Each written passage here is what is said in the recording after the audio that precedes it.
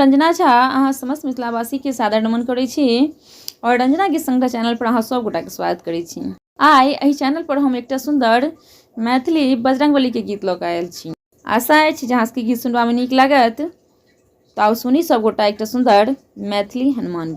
दौड़ू दौड़ू यौ हनुमान अहाँ पावन समान, अहाँ पावन समान।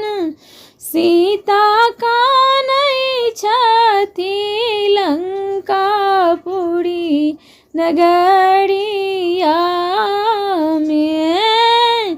सीता कानै छथि लंकापुरी नगरिया में। दौड़ू दौड़ू यौ हनुमान अहाँ पावन समान, अहाँ पावन समान। सीता कानै छथि लंकापुरी नगरिया में। सीता कानै छथि लंकापुरी नगरिया में।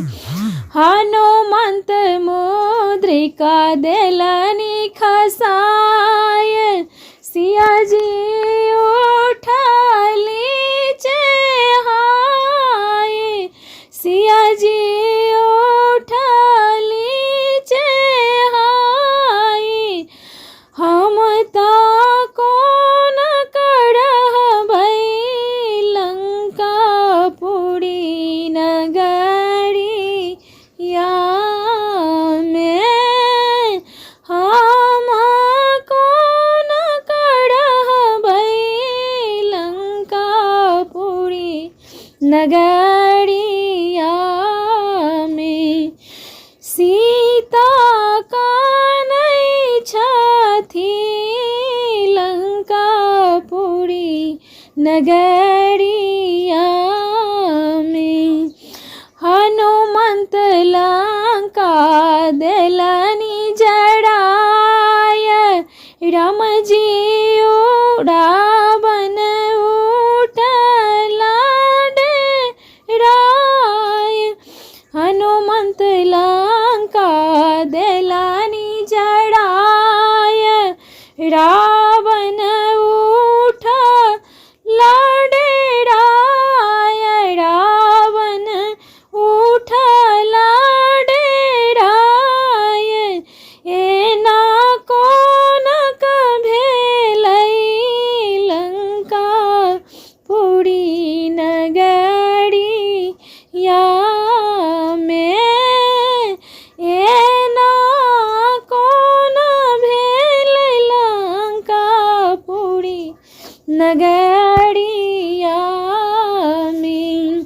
सीता काना लगली लंकापुरी नगरिया में। कहलनि मंदोदरी कल जोड़ी, बिनती सुनियौ महावीर। कहलनि मंदोदरी कल जोड़ी, बिनती सुनियौ महावीर।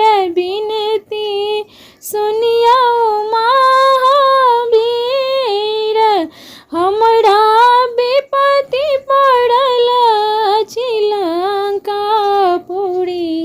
नगरिया के। हमरा विपत्ति पड़ल अछि लंकापुरी नगरिया के। सीता कानै छथि लंकापुरी नगरिया